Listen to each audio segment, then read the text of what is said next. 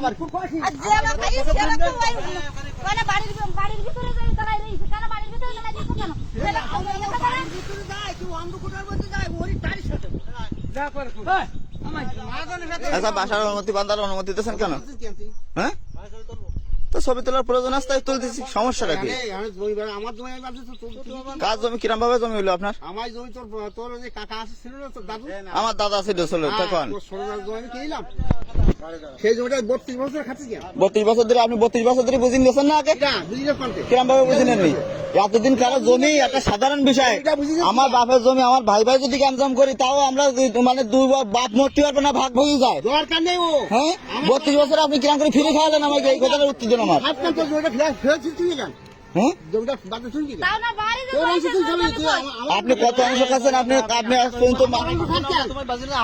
পর্যন্ত জমির কাগজ জমির কাগজ আপনি মাপ নিয়ে আসেন। গাছ জমি যেটা হয় না, আমায় গাছ জমি কোনে আসতেছে, আমার তো গাছ জমি দেখাচ্ছি তো বাবা কয়দিন তুই গেল? হ্যাঁ কদিন যাবে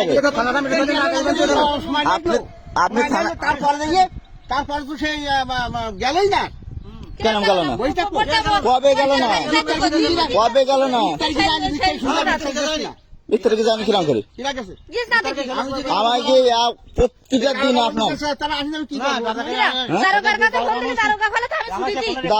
দারোগা বললো আমায় বদলে যাচ্ছে, আমি তো ছুটি তো আমি এলাকায়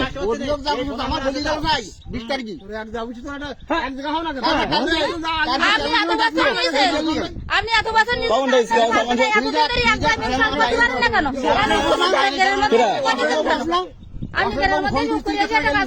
আমার কাছে ফোন করি যোগাত পারবে আপনার অশেষ।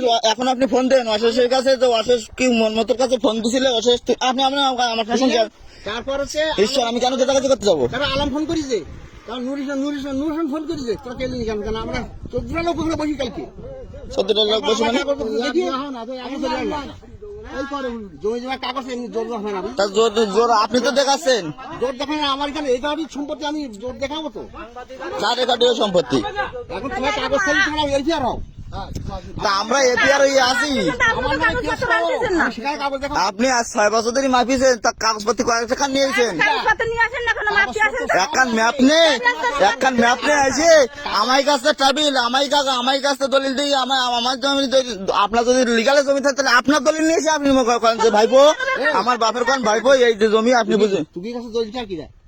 আমার কাগজ নিয়ে আমার দলিল নেই না নেই হ্যাঁ তাই নিয়ে যায় তাই কাছে গেলাম আমার একটা ফাইল নিয়ে গেলাম, তোর বাবা একটা কাগজ নিয়ে গেলে ভাই কাগজ আমাকে মেটি পয়সা ওই একখানি একখান টাকা দুগুণ টাকা হ্যাঁ কাগজ যা জমি তার যদি কাগজ তা আপনি প্রমাণ দে তারপরে জমিতে এসে লাভ পড়িব বান্ধব এই লোকজনগুলোর হয়রানি করেন না এই লোকজন না, এই লোকজন হারি করেন এগিয়ে সঙ্গে আমার বাদাবাদি করতে হবে কেন? আপনি স্টিল আছেন, তুই কেন আপনি ফুলাইছেন কেন?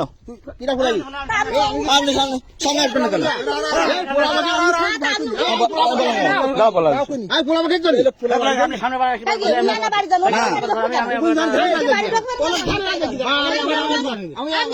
আমার দুর্বল আছে আমি শিক্ষা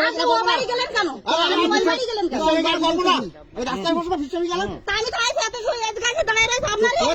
খালি একই সময় যে আধা ঘন্টা একই সঙ্গে শেষাচ্ছে হলো এই লোকগুলোর সঙ্গে তাহলেই শেষাচ্ছে কেন? আপনি কেন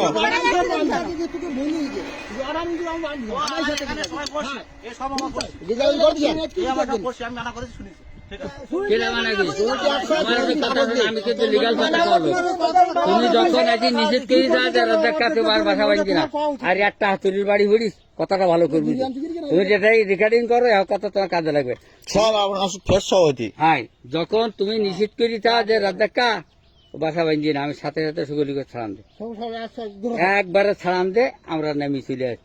তোমার বাবা বেশি বেশি কম করিস আমার, আমি কোনো কথা বলি আমি কি কইছি যে খানসা বন্ধ করি দে এই সাহাট এই তারপর আমার কথা হলে এই তুই হলো আমার ভাইগো মানুষ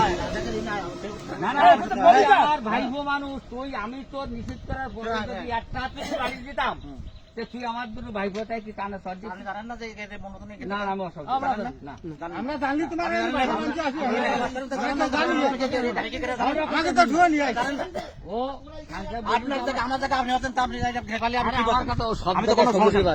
এখানে যখন হলো ওই খান সাহেব বলছে যে আমার 3 বিঘি জমি আছে, তোমরা আমার একটা বাসা বাঁধিয়ে দিও। আমরা বলছি তা জ্ঞান দাম হবে না, তখন না তাহলে জ্ঞান দাম না হলেও বাঁধবো। এই কথা স্বীকার করে যেই তুমি নিষেধ, 500 কোটি টাকা দিতে হয়, আমি 200 কোটি টাকা দিতে বাসা বাঁধি। আমার কথা শুনো। এই ফোন ধরো ফোন তো ফোন করেছে ফোন ধরো কিরা ফোন দিছে আমার ফোন তো ফোন কেটা করতে ফোন কেটা ফোন করতে হবে কিরা ফোন করি তা কবেন তো নাম কবে তো ফোন করতে গেলে সই আলম আলম ফোন করেছে আলম টালম আমি চিনি হ্যালো আলম চিনি সে আমার নিষেধ করে দেয় আমি চিনি নিষেধ চিনি বাস্তবে চিনি তা কি বলো আমি ওকে চিনি রে আলম বার আমি চিনি আলম বারকে আমি চিনি ওকে না ওরা জানা নাই ওরে তার হলো কথাবার্তা ভালো না সে করছিল আলম ফালাম চিনি না আমি